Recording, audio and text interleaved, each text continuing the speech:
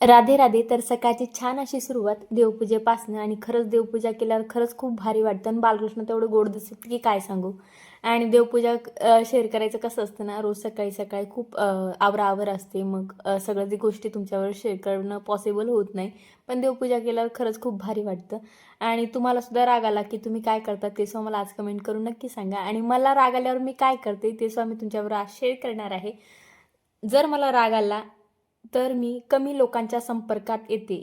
आता मी असं का म्हणते, सहसा करून मी त्या दिवशी कुणाला फोनही करत नाही किंवा घरातल्यांपासून सुद्धा 10 फूट लांब असते.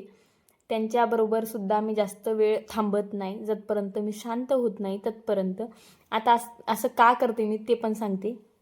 कारण की आपण हाय टेम्परेचरवर असतो आणि ते थंड होण्यासाठी ना थोडंसं एकटं राहणं खूप महत्त्वाचं असतं. आता असं का म्हणते तर सांगते. एक तर बंदुकीतनं निघालेली गोळी आणि तोंडातनं निघालेले शब्द माणसाला खलास करूनच मोकळे होतात. आता हे पण सांगते. जर गोळी लागली तर माणूस एक तर जखमी होतो, नाहीतर डायरेक्ट वरती जातो. त्याचप्रमाणे शब्द असतात, एकदा तोंडातनं निघाले ना ते माणसाचं हृदय तोडूनच निघतात मग. आणि नंतर कितीही समोरचं सांगेल ना सॉरी वगैरे, या कुठल्याच गोष्टी चालत नाही, मला असं वाटतं. म्हणून शब्दांचा वापर खूप महत्त्वाचा असतो. म्हणून आपलं डोकं जे आहे ना शांत होईपर्यंत कोणाच्या संपर्कात अजिबात यायचं नाही. आणि मी तर हेच फॉलो करते.